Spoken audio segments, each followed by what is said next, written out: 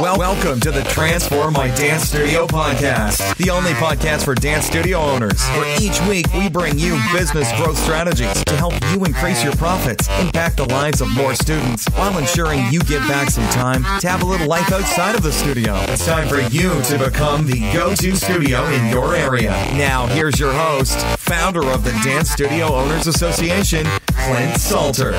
Hey there, dance studio owners. Welcome to the Transform My Dance Studio podcast. It's Clint here, and I'm so thrilled that you're joining us for today's episode. Now, today's guest is the founder of the Happiness Hunter and co-founder and host of the Business Addicts podcast. Her name is Fiona Reddy, and she is called a holistic visionary and turns the idea of work-life balance on its head, something that we hear all about as studio owners. Work-life balance. How do I get it? How do I get it?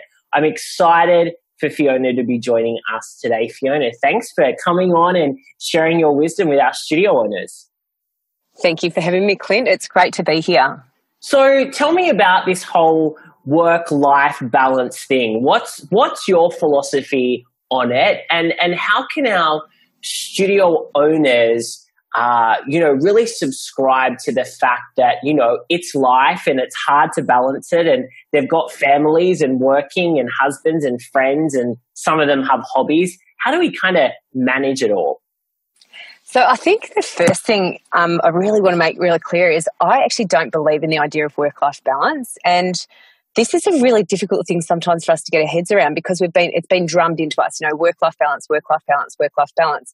But the problem is with a concept of like work-life balance is that it's separating the two things, and it's saying your life is over here and your work is over here, and somehow you're pitting those two things almost against each other. And I sort of believe in this idea of life integration. Well, basically, it's all our life. Everything we do is our life, and our work is just one element of that.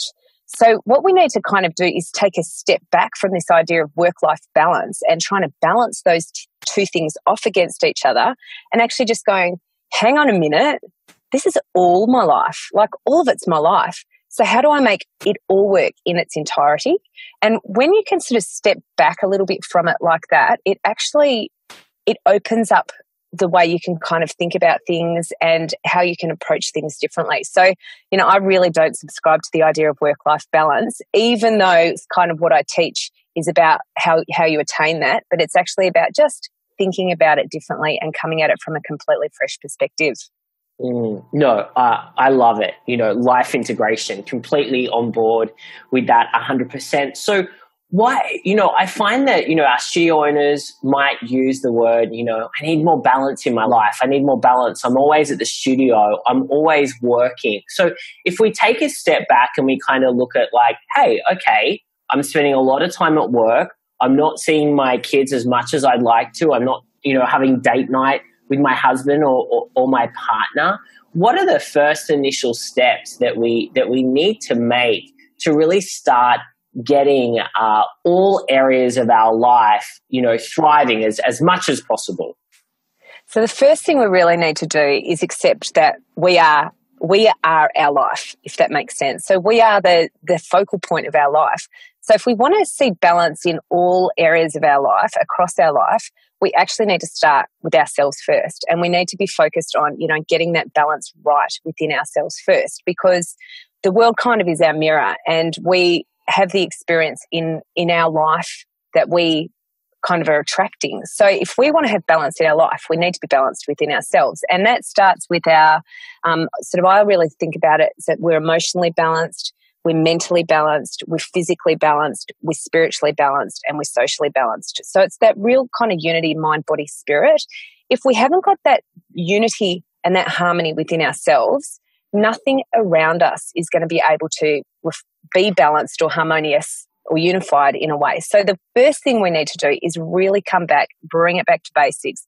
Where are we tracking in our lives? Like, what's actually going on for us in ourselves before we actually start trying to fix all of these things externally to us? But we can use those things externally to us as kind of a guide and a clue as to where we might be lacking a little bit of balance within ourselves. I mean, I know you work with a lot of clients. So what are some of the things that they're recognizing in their selves that they might need to change? Give us some examples. So basically, like, we can look around us and we go, oh my gosh, I'm completely overwhelmed. I've got, my desk is a pigsty. I'm completely behind on my emails. I haven't been to the gym for 5 weeks. I can't get to the supermarket, so I'm just grabbing whatever I can to eat because I'm not organised at home. If you look at those sorts of things around you, which I'm sure probably 100% of the people listening can kind of relate to, we see those things and we think, oh my gosh, it's out of control. I'm constantly fighting fires. I never feel like I'm getting on top of things. But if we actually say, okay, well, that is actually a reflection of obviously what's going on internally. We're completely cluttered and not focused and we don't know what we're doing and we haven't got our priorities right. Okay, what can I actually do to bring some sort of focus and calmness back into myself so that I'm actually in a better place to deal with this stuff that's around me? So you can actually sort of see the external world. If that is causing a problem for you, it's simply mirroring what's going on for you internally. So you can actually use that as the information to then, come back and focus on, well, what can I change within myself to try and improve what's going on around me? And that generally starts with our thought processes and what's going on for us, mentally and emotionally. So we can use those kind of our mental and our emotional state as a bit of a guide for that as well. It's quite a complicated process, really, but once you kind of understand how it works, it's much easier to bring yourself back to it and go, right, what is actually going on for me here and what is it that I can do in this moment now to create a different reality for myself? Yeah, no, it makes sense. One of the things you talk about is to live with intention. And, I've heard lots of different definitions of the word intention. What does that mean to you, living with intention? And how do we, I guess, apply that into, the personal and the professional aspects of our life? So for me personally, living with intention is kind of living with a purpose, with an aim, with a focus. So, I'm very intentional about how I live my life, how I spend my time, what I'm doing, who I'm spending time with, what I'm focusing on with my business, because I'm very clear.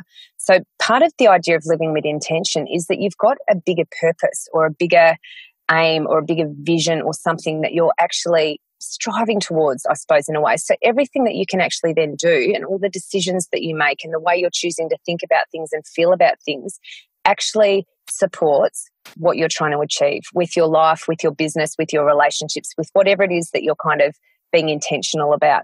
So the idea of living with intention is to stop the drifting and the scatteredness and the sort of aimless meandering and hoping that you're going to get somewhere eventually one day. But you actually start going, well, I'm going to get really clear about what it is that I want and how I want to be living and who I want to be in my life, what I want for my business, what I want my business to achieve for me, all of those things. Then when you're very clear on that, you can start to live very intentionally and everything that you do has an intent to it.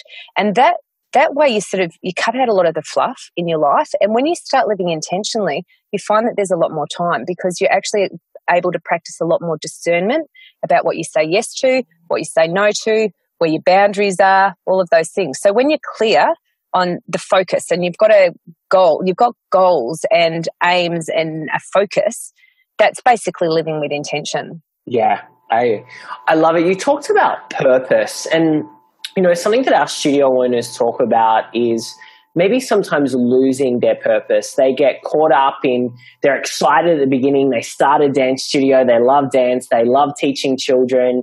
And then they get into the day-to-day, which is dealing with parents and accounting and marketing and retention and all the things that go along with being a studio owner.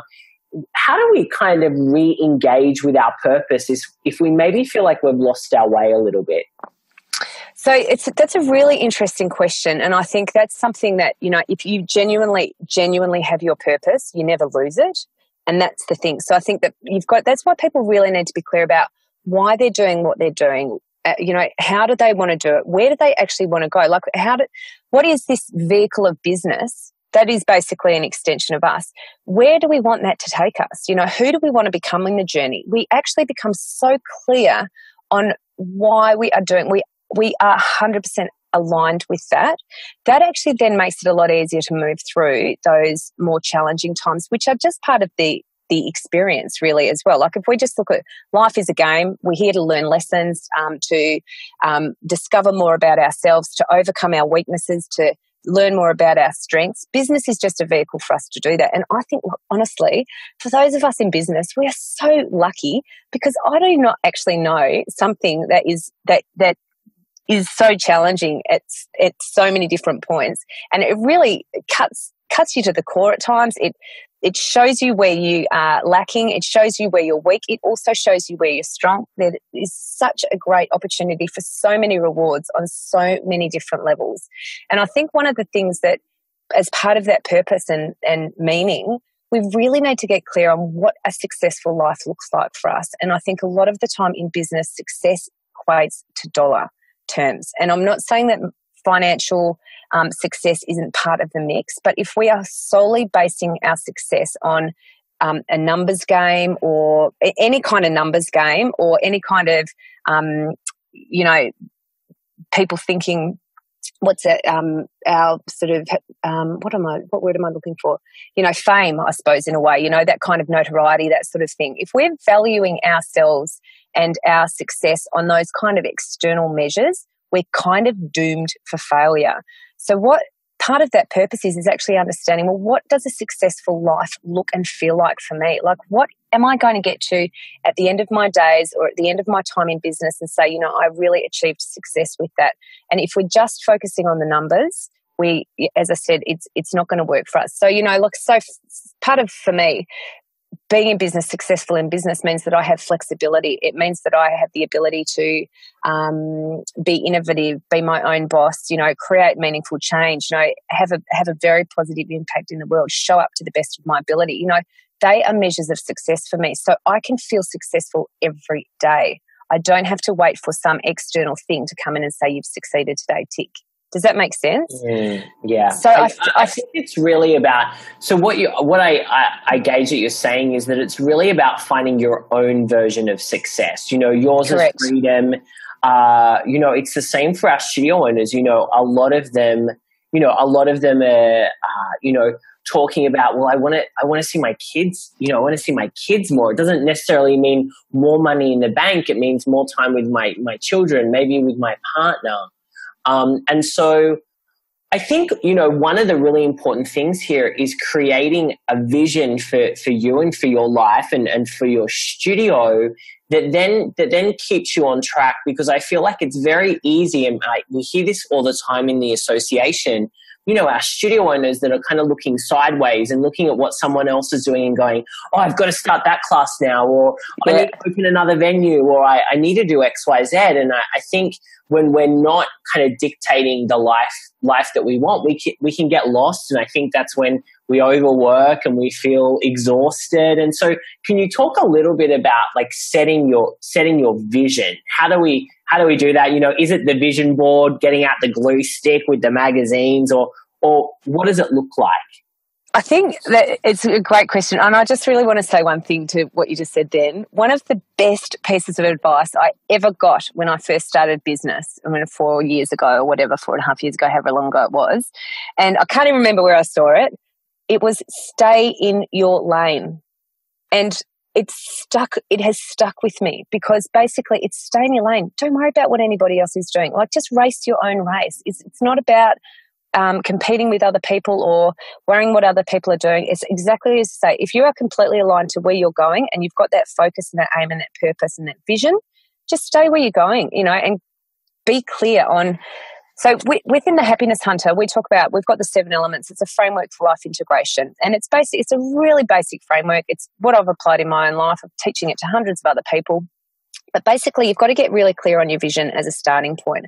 And the vision is made up of your drivers, your values, and your vision. So the drivers are the kind of things that push factors, the things that are really the catalysts for change, that, are really going to keep you motivated to not go back to where you came from, to really keep you striving forward, to propel you forward to towards that vision. The values are the things that we talk about, some of these values are universal, like, compassion and honesty and kindness and those sorts of things. But there will be other values that people have that are unique to them or, personal to them, like family or adventure or fun or freedom or, whatever. And a lot of our values are culturally ingrained. They're just part of what we are assuming as we're growing up to be values. So what we want to do is really get clear on what they actually mean for us now and how our values are infused into the DNA of our life and our business, that they're not just words on a piece of paper or words on a wall, but actually what does, integrity mean for you? What does good communication mean for you or whatever is a value? How are you communicating with people when you're emailing to them and all of those sorts of things? So really you have to get clear on your values because that's like your moral compass. That is how you make decisions. And when you're clear on your values, you can't make wrong decisions because you're making a decision from the right place that you might be able to say, well, that wasn't quite right. I can correct it, but I'm not going to beat myself up about it. And then the vision that you've actually got. So the vision board, like you were talking about, that kind of comes second, like that comes next. You've got to get clear on that non-negotiable decision-making framework first. The vision is about that person that you want to become in this lifetime, who you want to be, the legacy you would like to leave, how you would like to be remembered, what you want your life to mean, what is the purpose of your life? Those sorts of things. So really big, deep, philosophical questions, until we can really answer them and start to really deeply understand who we are, what drives us, what makes us tick.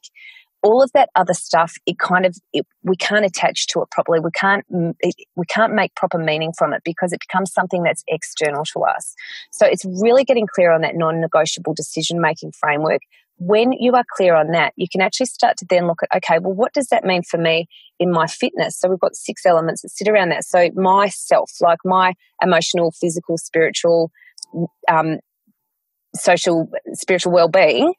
My family, like what kind of wife do I want to be? What kind of mother do I want to be? What kind of sister do I want to be? What kind of daughter do I want to be? So you really get clear on that role that you want to play in your life. With your friends, what kind of friend do I want to be? What kind of people do I want to hang out with? Get clear on that.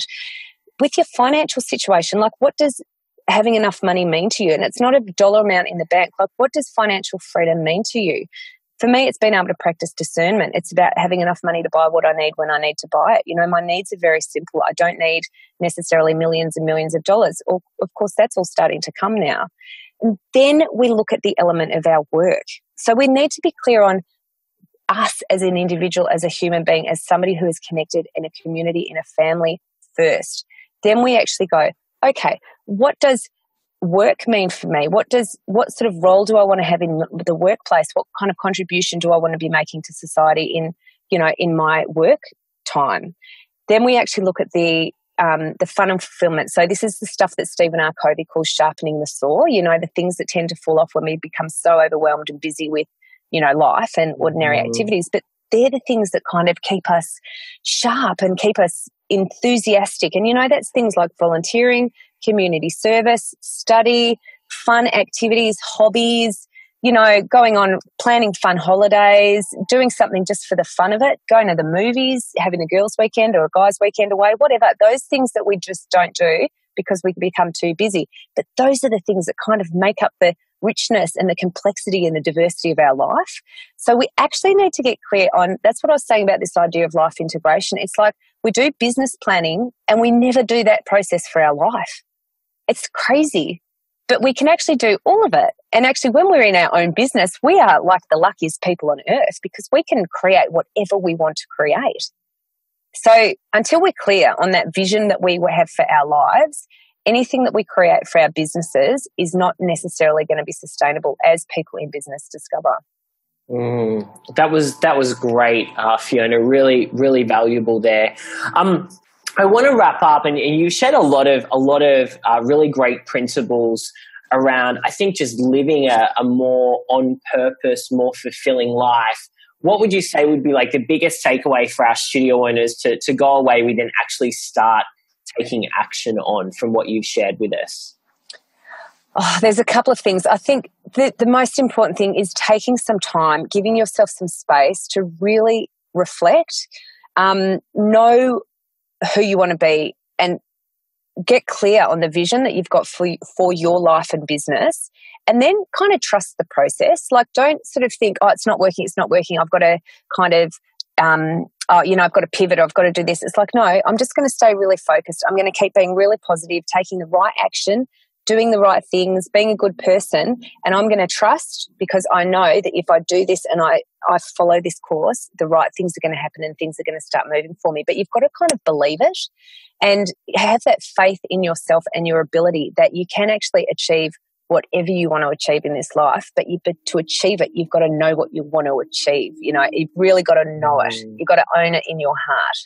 And there's so much stuff that you can do around that. There's meditation. There's, I am a massive, massive, massive advocate for doing the work on yourself. And that work isn't always easy, but, I predominantly work with people in business around this stuff. I started doing business coaching. I've moved more into the life coaching space just because that's kind of what's happened. But pretty much everybody who I work with has their own business or wants to start their own business. And we never start with their business. We start with them and the business sort of comes into that. And that's where we're really starting to see some massive changes for people. So it's hold the vision and trust the process, but, get help as well. Don't have to do it all on your own. Yeah, well, I think this is the thing as well, is that, we go to the mechanic and get the car fixed, and we go to the dentist to fix our teeth. I think the whole mind, body, spirit part of living as well, we can't do it alone. So I'm definitely subscribing to that as well. Get great people in what I call your wisdom circle to help you figure this, this stuff out and to really live an awesome life. Fiona, It's been awesome chatting with you. Where can our studio owners go to learn more about what you're up to and what you do? So they can go to thehappinesshunter.com. So that's the Happiness Hunter website. We also have free community walks, which are available. We've got them around Australia, so that you can find those through the website. There's actually a couple of downloads as well that your studio listeners might want to actually check out as well. One of them is thehappinesshunter.com/intention, and that's actually just a one-page intention setting document. And then the second one is to download the happiness quotient, which is what I talked about with the vision and the different elements around that, where they can actually do a little bit of initial exploratory work around where they might be tracking with that. And they can find that at thehappinesshunter.com/HQ. Awesome. Great, Fiona. Really, really lovely to speak with you. I want to thank you for sharing all of that gold with our studio owners today, and just appreciate your time. Clint, thank you so much for having me. I really loved chatting with you. I love chatting about this stuff. Yeah, it's great. I can tell. And it's important. It's important stuff that I think we all need to take some time out and think about these things and, get off that treadmill, which is go all the time. It pays extraordinary dividends to do this. And I think, we get told all the time, stop working on your business, stop in your business, on your business and stuff. But actually taking that even a step further back and just go, you know what, I'm just going to let my business sit here for a minute, and I'm going to spend a bit of time just doing some deep reflection on myself. And then I'm going to come back and look at my business with fresh eyes. I promise you everything will transform. Totally. I love it. Yeah. Thanks. Thank you. Thank you for joining us today. For all the resource links from the show and to receive access to our free dance studio growth training, make sure you visit transformmydancestudio.com.